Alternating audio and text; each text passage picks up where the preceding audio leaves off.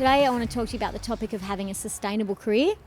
Yeah, I want to know how you've pulled it off. There's a few things. One thing is I just said yes to everything. You know, if it was a cousin's wedding or it was a shopping centre opening, I played everything. The only real rule I did have was I never wanted to play covers music. I always wanted to play my own music. But if someone would have me play, I'd do it for whatever it was. My first gig was $25 a week and lasagna, you know, at a cafe, and I thought that was great. I just worked up from there. Wow, so you would say that 90% of your revenue was from live performance then? Yeah, that's right, yeah. Okay, and in terms of Tijuana Cartel, you've got such a solid following now. How have you built that up? Really grassroots.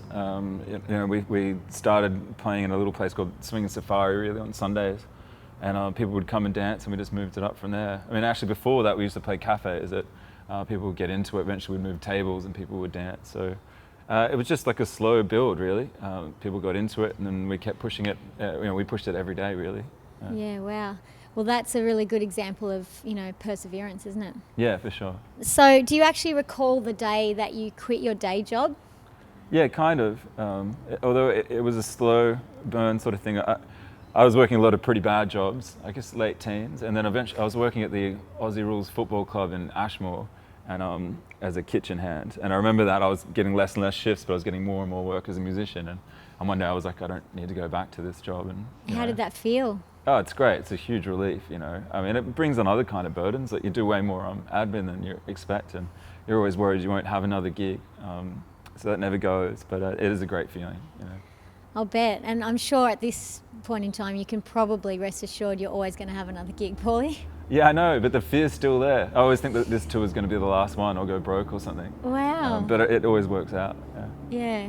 Well, I guess it's just having that trust, isn't it, and just kind of believing that it's going to be okay. Yeah, that's it. That is. I know in your art you've been very diverse. You know, I've seen you do a lot of different projects, and I think, you know, one thing I've admired about you is your ability to have these streams of revenue, and I think, has that diversity helped you to maintain your career? It has. Having a few different ways to approach live music particularly, so I can do background or used to, or you know, we do our actual performance as Tijuana Cartel or do folk stuff, so I can play in a lot of different areas. We do other things like, you know, for a while we sort of pushed, if you listen to the Foxtel menu often hear our music from a chill out thing that we did called Audio Shaman.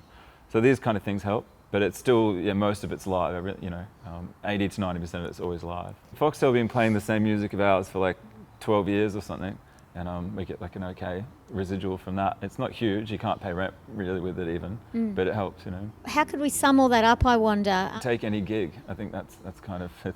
It's always say yes. Always say yes, yeah, exactly.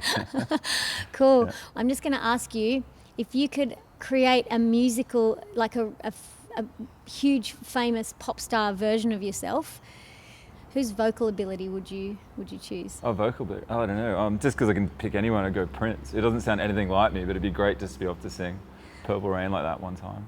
He's pretty amazing, isn't he? Yeah. And he's a pretty good guitarist too. Very different style to you. Great. But Yeah. Great. Awesome. Well, thank you so much for being here, Paulie. Thanks for having me. Love your work. Cheers.